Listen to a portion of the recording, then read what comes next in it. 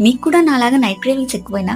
నాకైతే ఈ మధ్య మరీ ఘోరంగా ఎక్కువవుతున్నాయి నైట్ క్రేవింగ్స్ అయితే. సో, అదే విషయం నేనైతే మా ఆయనకి చెప్పాను. ఆల్రెడీ ఫుడ్ కూడా ఇంట్లో ప్రిపేర్ చేసేసాను. బట్ ఎందుకో నాకు చికెన్ తినాలనిపిస్తుందని చెప్పగానే నా కోసం వెళ్లి చికెన్ తీసుకొచ్చి ఇట్లా ప్రిపేర్ చేస్తా ఉన్నాడనమాట. టైమ్ సెన్స్ లేకుండా మనం ఏది పడితే అలా అడిగినప్పుడు మన కోసం ఇట్లా ఒకరు కుక్ చేస్తుంటే ఆ ఫీలింగ్ భలే ఉంటది కదా! సో, నేనైతే ప్రెజెంట్ అదే మూడ్‌లో ఉన్నాననమాట. కుక్ చేయాలి అంటే చాలా మంది మరీ నామోషీగా ఫీల్ అవుతూ ఉంటారు. అందులో మన కోసం చేయాలంటే ఇంకా నామోషీగా ఫీల్ అవుతారు.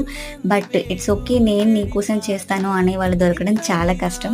సో, ఆ విషయంలో నేనైతే లక్కీ అనే చెప్పొచ్చనమాట. సో, ఒక పక్కన చికెన్ అయితే రెడీ అయిపోతుంది. ఐయామ్ ఈగర్‌లీ వెయిటింగ్ అనమాట తినడానికి.